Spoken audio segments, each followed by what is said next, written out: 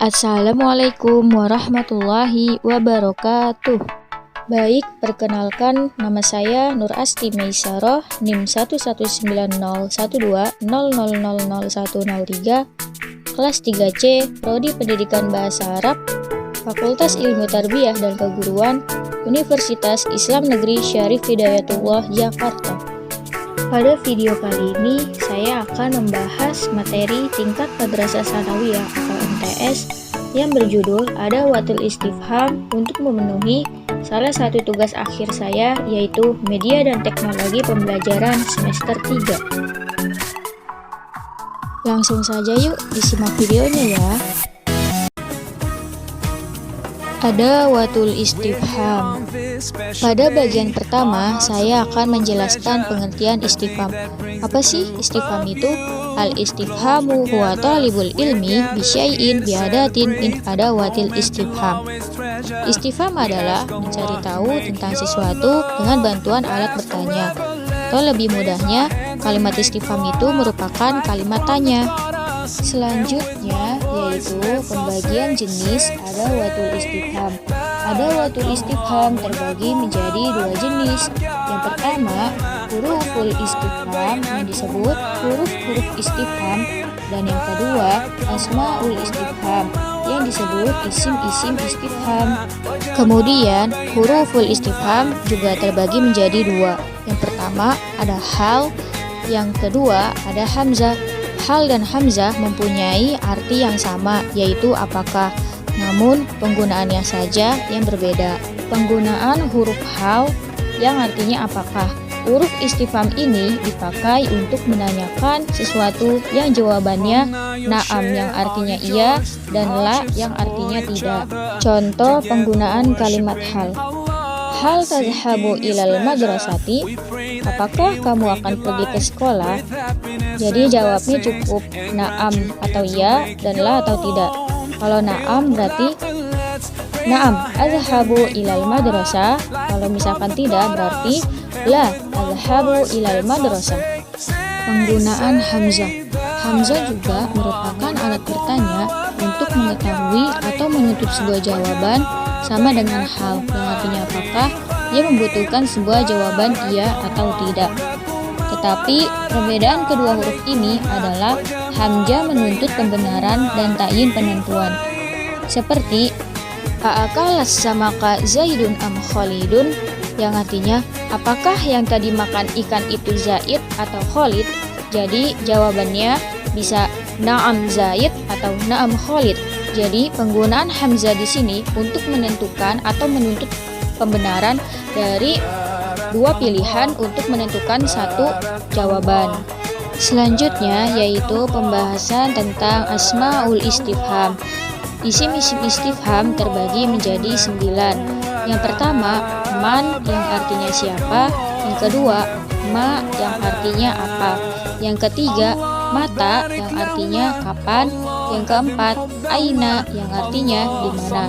Yang kelima, kam yang artinya berapa. Yang keenam, kaifa yang artinya bagaimana. Yang ketujuh, ayu yang artinya yang mana. Yang kedelapan, limaza yang artinya mengapa. Kesembilan, maza artinya apakah. Selanjutnya yang pertama yaitu penggunaan man yang artinya siapa. Man ini digunakan sebagai alat bertanya bagi yang berakal, lil akli atau manusia. Contohnya, man fil masjidi, siapa yang ada di masjid itu? Jawabannya fil masjidi Ahmad, di dalam masjid itu Ahmad. Jadi penggunaan man untuk menanyakan seseorang. Kemudian yang kedua yaitu ma yang artinya apa. Ma ini kata tanya yang digunakan untuk menanyakan nama dan benda mati atau disebut lighairil akil yang tidak berakal.